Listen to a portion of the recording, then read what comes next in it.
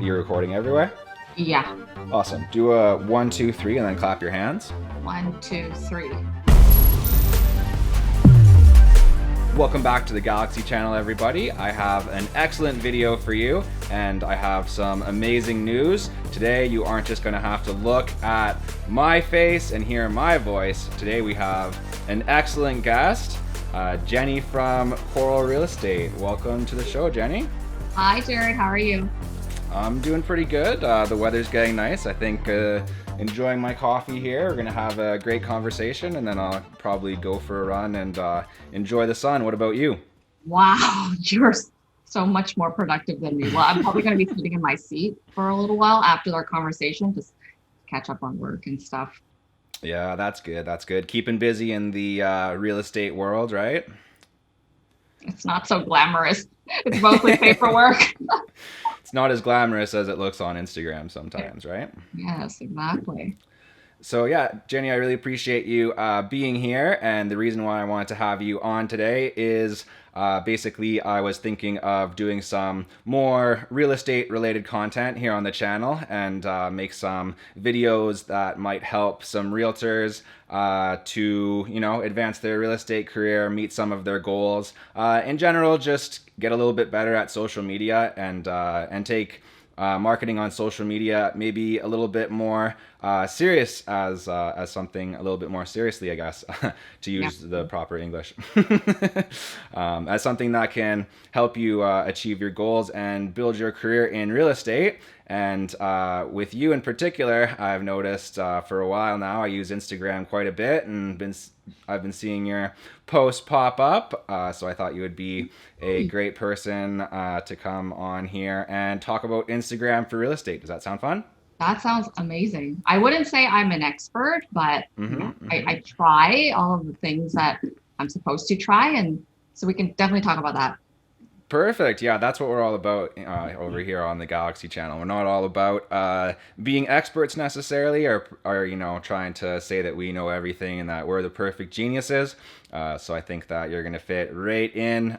You'll be able to offer some stories and a little bit of advice, and that's really all that we need here. And I think it's gonna be a fun and interesting conversation. For those of you guys, those of you who don't know. Jenny basically, anybody who needs a role model out there, I think you gotta be looking to Jenny. She basically has the dream life. I mean, she's part of the Coral Real Estate team, one of the most prestigious real estate teams here in Toronto. Basically a celebrity on Instagram. Let's be Oh my honest. gosh. About 4,000 followers last time I checked, something like that. And you have two dogs, two beautiful dogs. Yeah, So they're pretty cute. I use them as almost like props, but I love them a lot. Yeah, they're great.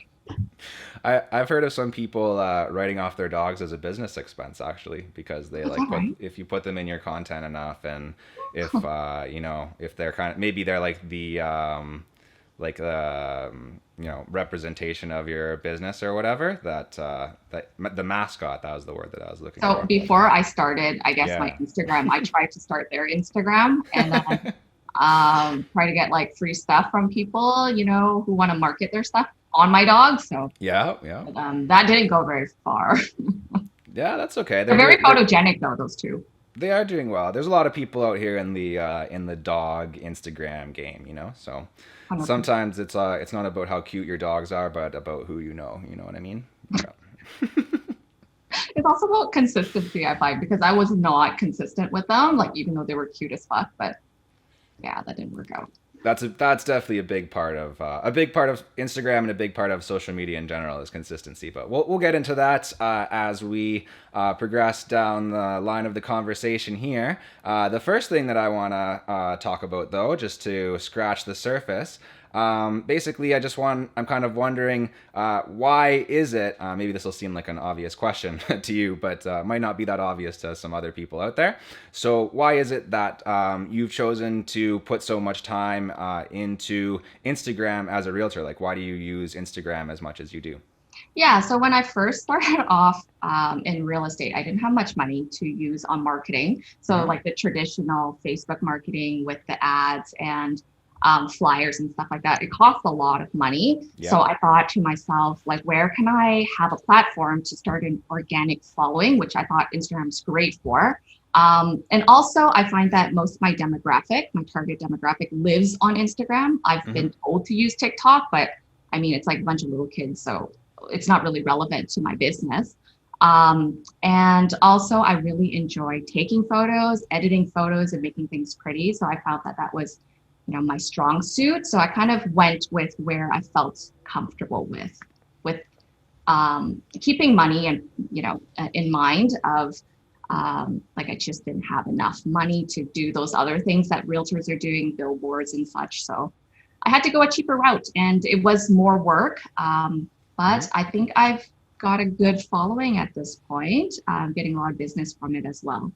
Nice. Yeah, that's a really great point, and I think especially for if there's some realtors out there watching this video who are just starting out, I definitely advocate posting stuff on social media and advertising on social media even before you end up spending a whole bunch of money on like print ads or there's we've seen the bus stop ads and stuff that real estate agents pay for, the mailers that come to our house They're and not all these cheap. things. They're They're not not cheap cheap, man. there. They're not Yeah, cheap. Yeah, I used to work at Vistaprint here in Toronto, and we had some realtors come in, and they would do like big mailing campaigns on the regular, like one a month or whatever, right? They spent a lot of money, like hundreds and hundreds, even hundreds of dollars a month, thousands of dollars a year, easily, just printing those things. absolutely.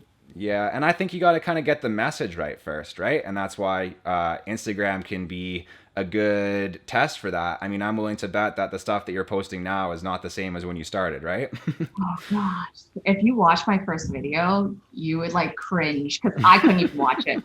I would post it and then like turn off all my social media so that I don't see the comments or Uh-oh. see how many likes it's getting, how many views it's getting, because that would just make me depressed.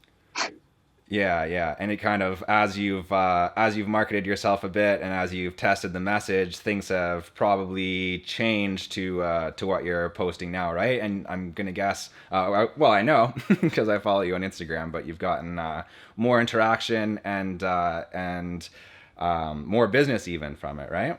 Yeah, it's so funny because I so there's this new feature on Instagram. Well, it's not really new, but new-ish.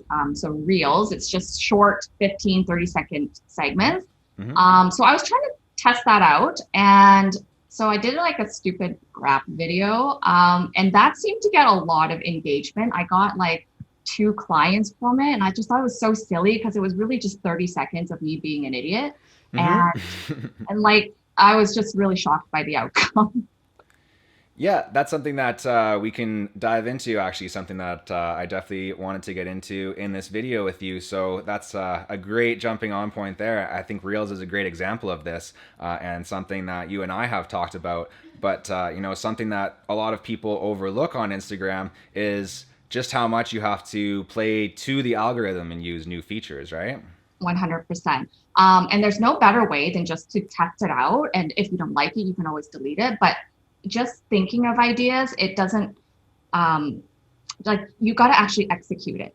It doesn't matter if you execute it poorly. You just got to continue executing it until you can perfect your product. And that's something I have done. Like, I screw up, I'll try it again. You keep trying it, you tweak it, you make it better. And I think that's just how you got to be in your business as well. It's just not just Instagram. It's just to try stuff. And you're going to suck at first, but you got to keep doing it until you get better. Yeah, I think that's definitely true. And that's even a failing of mine in some ways. Like, sometimes I like to think, like, I'm 30 years old, right? So sometimes in business, I like to think that I'm, really on the cutting edge or whatever. And that, I was treated that way a lot when I was coming up in business, especially, and comparing myself to other people who are like not very tech savvy Yeah. in any way. Barely know how to create a website, barely know how to forget a website, barely know how to create an email address for themselves, right?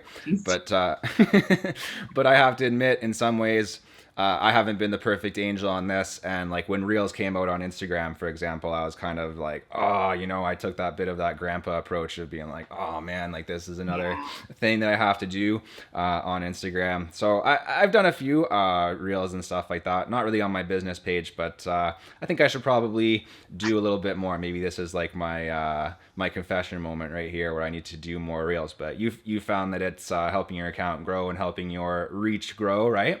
Yeah, so I guess to touch back on like organic following, organic views, Yeah.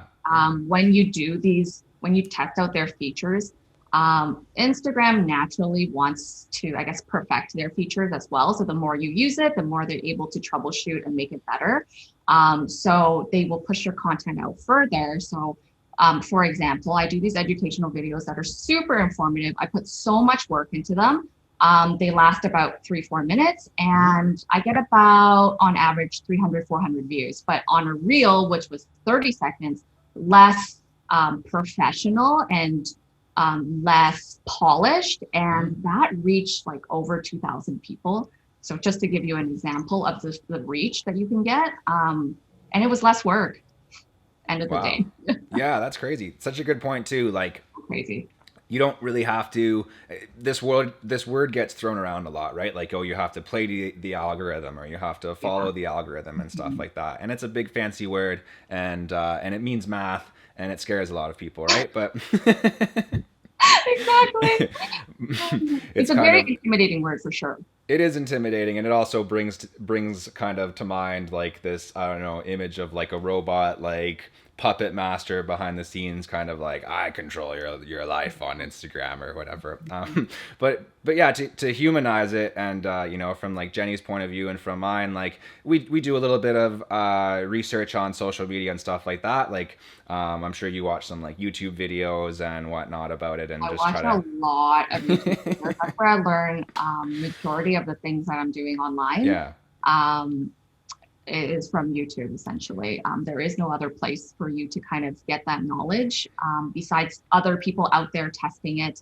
And that's kind of like what you find on YouTube. It's like individual people's how-tos, which I find was so useful.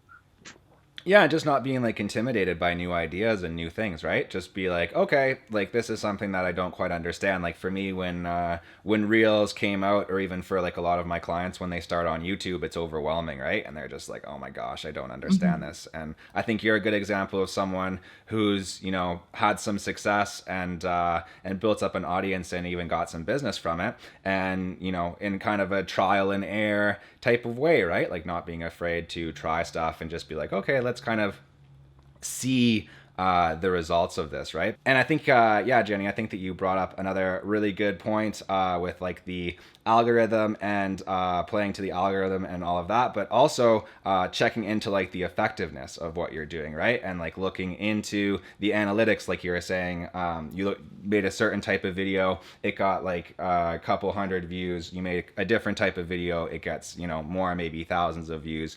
So yeah, kind of if you are able to maybe go into a little bit of that, like how you look at the analytics and how you kind of strategize.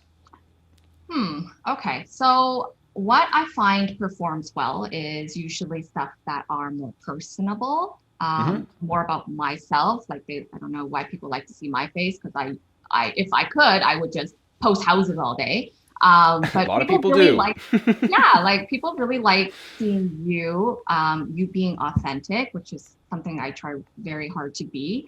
It's so funny. I try hard to be authentic, but it's like you don't want to seem too unprofessional by being too authentic, I feel. So there's like when it's related to your business, there's a line between like being real and being professional. Um, but yeah, so I think posts that about yourself do really well, about anything around your personal life, your dogs, your children, your home, maybe. But with my posts, what I try to do is I kind of break it up into three categories. So Hmm. one is that I should be educating people in some sort of way, whether it's through post or video. And then obviously I have a business. So the second one would be to promote myself in some way. Hmm. And then the third would be sprinkle in, my personality. So I find that kind of formula really works well for me. Yeah, and showing a little bit more of like the behind the scenes and stuff like that, I find people are often interested in as well, Mhm. right? Mhm. And yeah, it is something that is going to help you to stand out from the crowd. Like, let's be honest, there's a lot of real estate agents in Toronto. So It's like 50 or 70,000 or something like that. I think it would be closer to the like 50. I think it's like 30,000 actually, as far as the last time I checked, something like that. Anyways, between 30 and 50, well, let's say. But that's either way. There's a lot. There's a lot of real estate agents, and I follow a lot of them on Instagram. And you're right, a lot of the content is, this is my new listing. Here's my new listing. Here's a picture of me, holding a sold sign. Here's a picture of me holding a sold sign, and that's if you're lucky. Sometimes people don't even want to put themselves out that much, right? Mhm. But yeah, it's called social media, right? So Right. it's all about that's a big hurdle that I think a lot of people get over at some point, and a mistake that people make, when they're starting out, kind of all the time, and definitely a mistake that I made when I was starting out was just like trying to project this image of like a big professional business, like whatever that means, Mhm. and really sacrificing the personal stuff. So yeah, I think like your point there about it's like a third, right? Basically, of what you post is like kind of more personal content, right? Yeah, I feel that when people want to do business with you, they have to trust you. And for them to trust you, they need to get to know you. They need Mm-hmm. to kind of get to know that you're a very likable person. So then naturally they want to trust you with their property. And that's essentially what I'm trying to do. I'm trying to add value to people's lives through my real estate services. But you got to like me first to want to do business with me, right? And I Mm-hmm. think that's why um, I think maybe how we connected is that, I worked with you, but based on a referral, and then I like you, so then I keep doing business with you. Yeah, otherwise you wouldn't be here. We're on this video right now. Exactly. So yeah, that's one of the best things about social media is just that, right? Like the fact that it gives people an opportunity to get to know you, to if you're get to know your personality, and just like to be real, your personality isn't going to work for everybody, right? There's some people who are going to be like, oh, I think that like Jenny is to this or to that, like I want someone more serious, or I want someone older, or I want this or that, and I think like that's okay, right? Like it's fine if 100%. it's fine if they want to work with like a different type of person, like maybe someone who's a little bit older, and maybe someone who does more like old school marketing that they're more comfortable with, Yeah. and even from your perspective from sales, it's kind of better to know that Oh right, yeah, 100%. than go through the So whole process, I right? have a story. There was this Awesome. woman that gave me her listing. She was a little older and she lived all the way in Mississauga. Her listing was out in Markham. And I didn't set up my voicemail because I hate voicemail. All I Me get are these too. like spam calls, right? So you're listening like 10 minutes of spam call before you get to one that's like maybe a doctor calling, to leave a message or something. But anyway, she was really pissed off that I didn't have a voicemail.